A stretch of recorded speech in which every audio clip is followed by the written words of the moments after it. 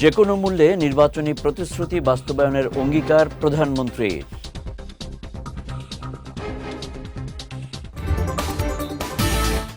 বাংলাদেশ ও চীনের সম্পর্কে শিক্ষাই সেতুবন্ধন হয়ে উঠবে মন্তব্য শিক্ষামন্ত্রীর।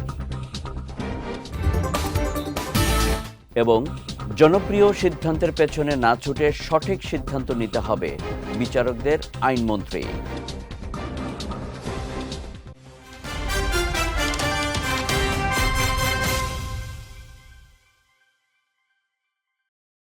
আসসালামু আলাইকুম। পুষ্টি চা নিবেদিত বিজয় রাতের সংবাদে আমন্ত্রণ জানাচ্ছি আমি কনুজ শিকদার। শুনছিলেন শিরোনাম, এবারে বিস্তারিত। চিকিৎসার জন্য লন্ডন গেছেন রাষ্ট্রপতি মোহাম্মদ শাহাবুদ্দিন। সকাল 7:45 রাষ্ট্রপতিকে বহনকারী বিমান বাংলাদেশ এয়ারলাইন্সের নিয়মিত বাণিজ্যিক ফ্লাইট BG-201 ঢাকার হযরত শাহজালাল আন্তর্জাতিক বিমানবন্দর ছেড়ে যায়।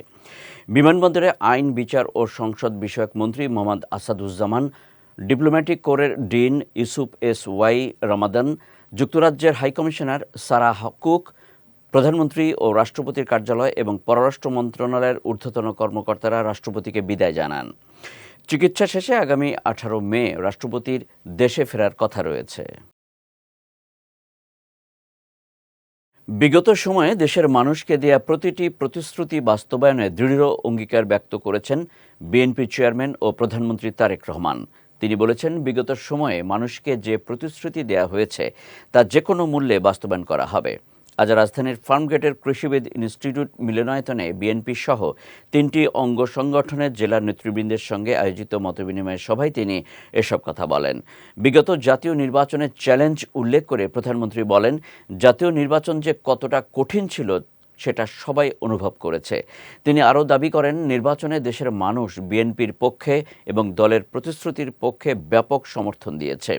এ সময় নির্বাচনের আগে যা বিএনপির ইশতেহার ছিল তা এখন জনগণের ইশতেহারে পরিণত হয়েছে।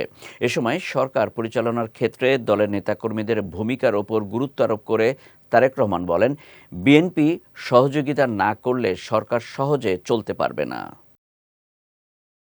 সরকার ঠিকই আছে, কিন্তু বিএনপি সরকার, সেজন্য বিএনপি যদি সহযোগিতা না করে অনেক ক্ষেত্রেই সরকার সফল হতে পারবে না। প্রিয় নেতৃবৃন্দ, যে কথাটি বলছিলাম, যুদ্ধ একটি শেষ হয়েছে, এখন আরেকটি যুদ্ধ শুরু হয়েছে। কি সেই যুদ্ধ? সেই যুদ্ধটি হচ্ছে আমরা মানুষকে যে কমিটমেন্ট দিয়েছিলাম সেই কমিটমেন্টগুলোর বাস্তবায়ন করা। আমি বলেছিলাম যে নির্বাচনটি কিন্তু কঠিন হবে। আপনার প্রত্যেকেই পরতে পরতে সেটা কিন্তু অনুভব করেছিলেন। মানুষ আমাদের দলের পক্ষে, আমাদের ম্যানিফেস্টোর পক্ষে। আমাদেরকে এখন এই ম্যানিফেস্টোতে আমরা যা যা বলেছি, আমাদের সর্বোচ্চ দিয়ে সরকারকে চেষ্টা করতে হবে এই ম্যানিফেস্টোর বাস্তবায়ন করার জন্য। বিএনপি যদি সহযোগিতা না করে অনেক ক্ষেত্রেই সরকার সফল হতে পারবে না।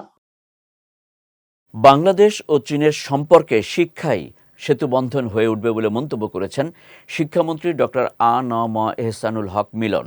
বলেন, সরকার প্রচলিত GPA-5 কেন্দ্রিক মুখস্থ বিদ্যা পরিহার করে কারিগরি ও বৃত্তিমূলক শিক্ষাকে অগ্রাধিকার দিয়ে শিক্ষা ব্যবস্থা ঢেলে সাজাতে চায়। সকালে রাজধানীর সেগুনবাগিচায় মাতৃভাষা ইনস্টিটিউটে চায়না বাংলাদেশ এডুকেশন কোঅপারেশন ফোরামের উদ্বোধনী অনুষ্ঠানে তিনি এসব কথা বলেন। শিক্ষামন্ত্রী বলেন, 50 বছর আগে দরিদ্র চীন আজ শিক্ষানীতির মাধ্যমে বিশ্বের 3য় বৃহত্তম অর্থনীতি। প্রধানমন্ত্রী তারেক রহমানের নেতৃত্বে দেশের শিক্ষা ব্যবস্থাকে আধুনিকায়নের লক্ষ্যে বিশেষ পরিকল্পনা নেয়ার কথা বলেন তিনি। এর অংশ হিসেবে শিক্ষার্থীদের বিশ্ববাজারে প্রতিযোগিতামূলক করতে 3য় ভাষা শিক্ষা বাধ্যতামূলক করার উদ্যোগ নেওয়া হয়েছে। এ সময় দেশের বিভিন্ন বিশ্ববিদ্যালয়ের সঙ্গে চীনের কয়েকটি বিশ্ববিদ্যালয়ের সমঝোতা স্মারক অনুষ্ঠিত হয়। মন্ত্রী আরও বলেন, শিক্ষকদের ক্লাসরুমে পড়াশোনার মান নিশ্চিত করতে হবে। কোয়ালিটি স্কুলের অভাব রয়েছে, অতএব সেই ক্ষেত্রে আমরা নতুন নতুন বিদ্যালয় প্রতিষ্ঠিত করা এবং কোয়ালিটি এডুকেশন করার আমাদের পরিকল্পনা রয়েছে। মাননীয় প্রধানমন্ত্রীর নির্দেশে এই শিক্ষা ব্যবস্থাকে এগিয়ে নেওয়ার জন্য যা প্রয়োজন তা করব। বিচারকদের জনপ্রিয় সিদ্ধান্তের পেছনে না ছুটে সঠিক সিদ্ধান্ত নেওয়ার আহ্বান জানিয়েছেন আইন বিচার ও সংসদ বিষয়ক মন্ত্রী মোহাম্মদ আসাদুজ্জামান।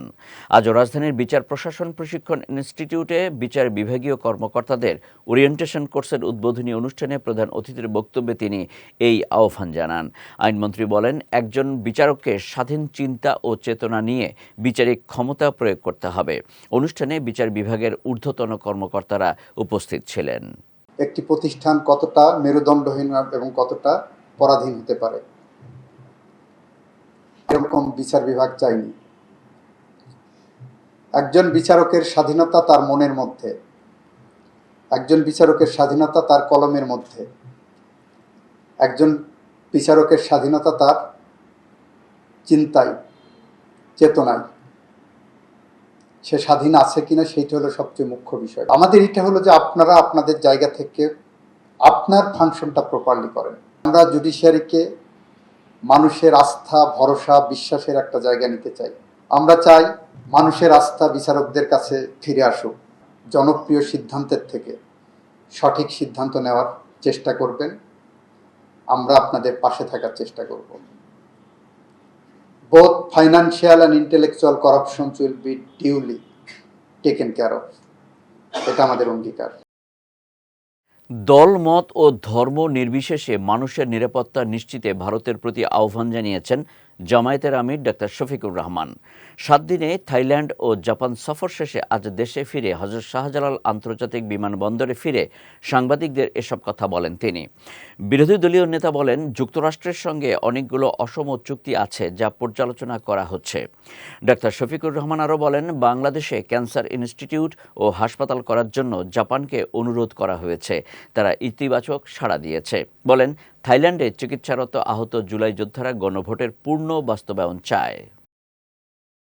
পশ্চিমবঙ্গ কেন, দুনিয়ার যে কোনো জায়গায় যদি কোনো নিরীহ মানব গোষ্ঠীর উপর কোনো ধরনের জুলুম করা হয়, আমরা তার বিপক্ষে। এমন কোনো দেশ আছে, গোষ্ঠী আছে যাদেরকে আমরা ভালোবাসি না, যারা আমাদের ক্ষতি করেছে, কিন্তু এখন তারা মজলুম। এই মজলুম যেখানে গেছে আমরা মজলুমের পক্ষে, এটাই আমাদের অবস্থা পরিষ্কার। ইসলাম ধর্মকে সেখানে আইডেন্টিফাই আলাদা করা হবে কেন? তাদের দেশের তো সংবিধান হলো ধর্মনিরপেক্ষ সংবিধান। আমরা ইন্ডিয়া সরকারের প্রতি অনুরোধ জানাবো, বিশেষ কোনো ধর্ম, বর্ণ কিংবা গোত্রকে যেন টার্গেট করে কারো কোনো ক্ষতি সাধন করা না হয়। আমরা এটা তাদের প্রতি আহ্বান জানাবো। সারা দেশে গত 24 ঘন্টায় হাম ও এর উপসর্গে আরও 9 জনের মৃত্যু হয়েছে। এ নিয়ে গত 15 মার্চ থেকে এখন পর্যন্ত দেশে হাম ও হামের উপসর্গে মোট মৃতের সংখ্যা দাঁড়িয়েছে 352 জনে।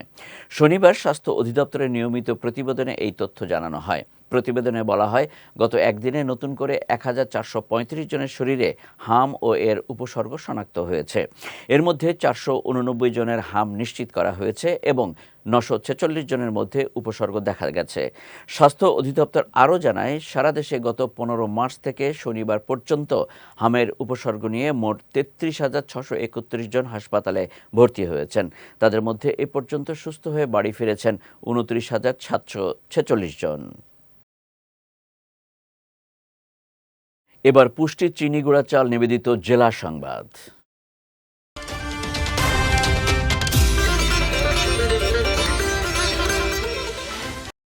শিক্ষাক্ষেত্রে বিদ্যমান অপূরণীয় ঘাটতি ও সমস্যাগুলো আমলে নিয়ে সরকার শিক্ষার মানোন্নয়নে কাজ করছে বলে জানিয়েছেন প্রাথমিক ও গণশিক্ষা মন্ত্রণালয়ের প্রতিমন্ত্রী ববি হাজ্জাজ।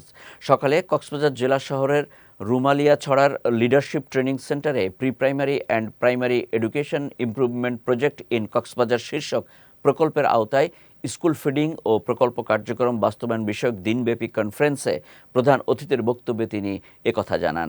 প্রকল্প পরিচালক মোহাম্মদ আমজাদ হোসেনের সভাপতিত্বে অনুষ্ঠানে প্রাথমিক শিক্ষা অধিদপ্তরের মহাপরিচালক শাহিনা ফেরদৌসি, প্রশিক্ষণ বিভাগের পরিচালক মোহাম্মদ কামরুল হাসান সহ বিভিন্ন উপজেলা প্রাথমিক শিক্ষা অফিসারগণ উপস্থিত ছিলেন। গাজীপুরের কাপাসিয়ার রাউতকোনা গ্রামে একই পরিবারের 5 জনকে গলা কেটে হত্যার ঘটনা ঘটেছে।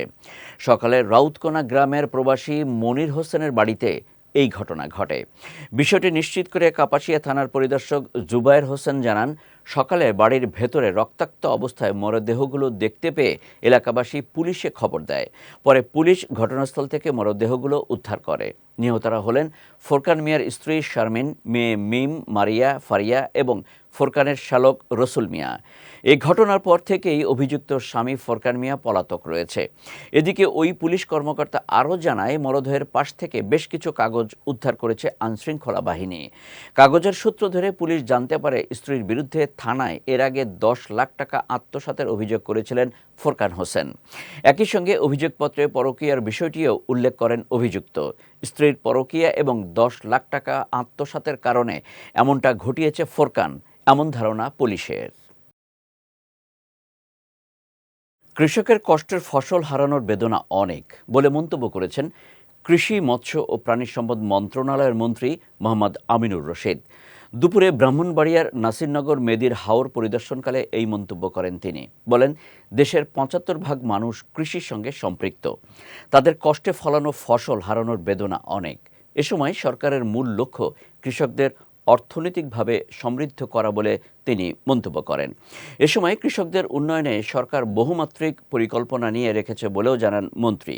কৃষকদের ভেজা ধান সরকারি গুদামে সংগ্রহের বিষয়ে তিনি বলেন, বর্তমানে জেলা পর্যায়ে কৃষকদের কাছ থেকে ধান সংগ্রহের কোটা করা হয়েছে। ভবিষ্যতে ইউনিয়ন পর্যায়ে মাইকিং করে করে কৃষকদের কাছ থেকে ধান কেনা হবে, কারণ এই সরকার কৃষকদের ন্যায্য মূল্য দিতে চায়। তারেক রহমানের সরকার, বিএনপি সরকার গণতন্ত্রের সরকার, এটা জনগণের দ্বারা নির্বাচিত সরকার। মনে প্রাণে আমরা বিশ্বাস করি দেশের ৭৫% মানুষ কৃষক। আমি নিজেও একজন কৃষক। আমার ধান্দা এরকম ফসলে আমি বুঝতাম যে কত কষ্ট। এই সরকারের মূল সিদ্ধান্ত হলো, মূলনীতি হলো, মূল টার্গেট হলো কৃষকের অর্থনৈতিকভাবে স্বাবলম্বী করা। এমনভাবে কোটা করা হয়েছে ডিস্ট্রিক্ট ওয়াইজ, এবং পরবর্তীতে আমরা যেটা করব, ইউনিয়ন ওয়াইজ আমরা মাইকিং করব, ধান কিনবে তোমরা আসো ধান বিক্রি করার জন্য। আমাদের মূল টার্গেট কৃষক, কৃষকের আমরা ন্যায্য মূল্য দিতে চাই। ব্রাহ্মণবাড়িয়ার কসবা সীমান্তে বিএসএফের গুলিতে মোরসালিন ও নবীর হোসেন নামে 2 বাংলাদেশি নিহত হয়েছেন। গতকাল গভীর রাতে উপজেলার গোপীনাথপুর ইউনিয়নের পাথারিয়াদার সীমান্ত এলাকায় এই ঘটনা ঘটে। চণ্ডীদার বিজিবি ক্যাম্পের কমান্ডার নায়েক সুবেদার মোহাম্মদ মঈনুদ্দিন জানান, রাতে কয়েকজন সীমান্ত এলাকায় গেলে বিএসএফ গুলি চালায়। এতে মোরসালিন ঘটনাস্থলে নিহত হন। গুরুতর আহত নবীর হোসেনকে ভারতে হাসপাতালে নেওয়া হলে চিকিৎসাধীন অবস্থায় তার মৃত্যু হয়। তাদের মরদেহ আগরতলার জিবি হাসপাতালে রয়েছে। একই ঘটনায় আহত হয়েছেন আরও কয়েকজন। বিজিবি ও স্থানীয় প্রশাসন ঘটনাটির তদন্ত করছে বলেও জানিয়েছেন এই বিজিবি কর্মকর্তা। যাচ্ছি পুষ্টি ড্রিঙ্কিং ওয়াটার নিবেদিত খেলার সংবাদে।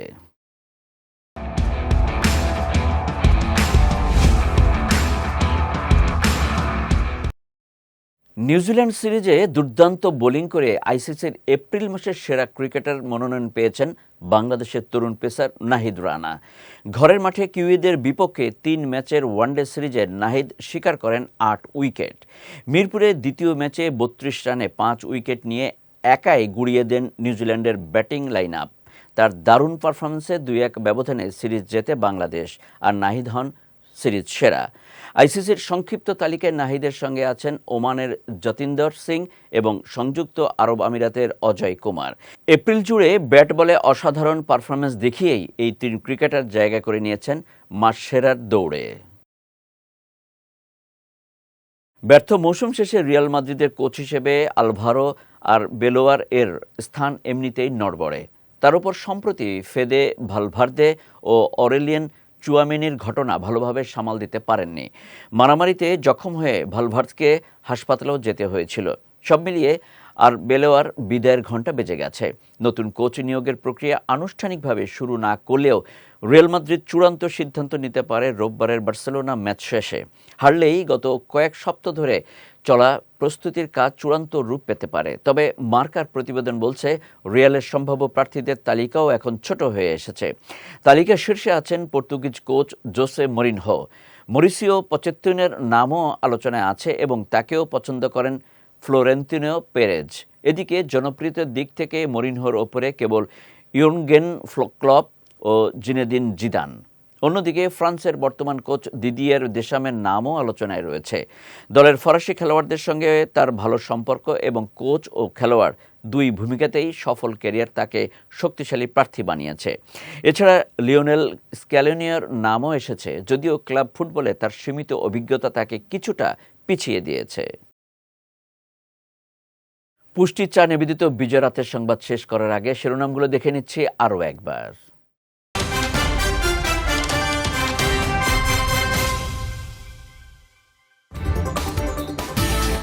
যে কোনো মূল্যে নির্বাচনী প্রতিশ্রুতি বাস্তবায়নের অঙ্গীকার প্রধানমন্ত্রীর।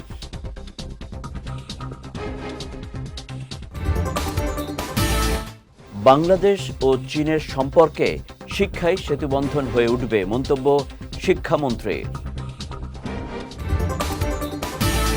এবং জনপ্রিয় সিদ্ধান্তের পেছনে না ছুটে সঠিক সিদ্ধান্ত নিতে হবে, বিচারকদের আইনমন্ত্রী।